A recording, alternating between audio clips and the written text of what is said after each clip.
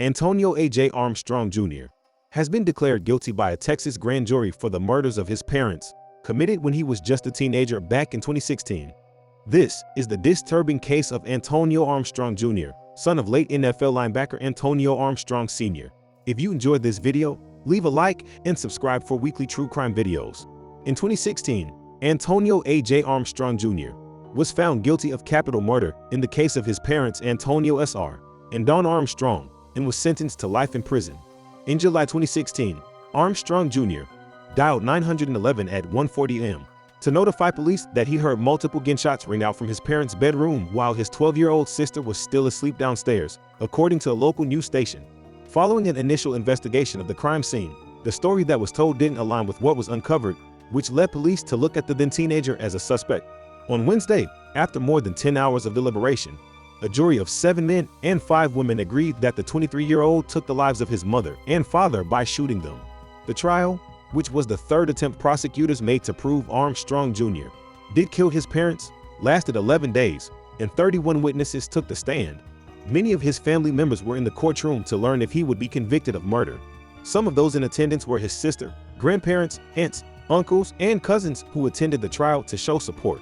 He did have 2 family members, his sister Kara and his father's mother Kate Winston, testify on his behalf. When the judge read out the decision, Armstrong Jr.'s wife Kate began crying. Since he was 16 when the murders happened, he was given the possibility of parole after 40 years of serving his life sentence. One of his lawyers, Rick DiDodo, spoke to the press and shared that his client was disappointed in the outcome of his case. "He's devastated, but he's one of the strongest young men I've ever known," the defense attorney said, a local news station reported. He continued, "His family is amazing. Obviously, they're devastated right now. This is a difficult time for them, but they will rally and help AJ and his young son and his wife get through this." Another one of the defense team's attorneys, Chris Collins, revealed they have plans to appeal the ruling, and they've already moved on that notion. In the meantime, they're just focused on trying to keep AJ and his family uplifted during this time. "We tried to give him hope. You know, it's a long road," Collins said. "Everybody's in shock and disbelief, and it's going to take some time to process everything that just occurred. They're going to get back on track, and they're going to do the right thing and see this thing through and hopefully get some justice for AJ," he added. John Jordan and Ryan Trask were Harris County's lead prosecutors for this case. Their boss, District Attorney Kamak, admitted how proud she was of their hard work and the outcome because the team found justice to honor 2 people who died because they were teaching their children to be the best versions of themselves.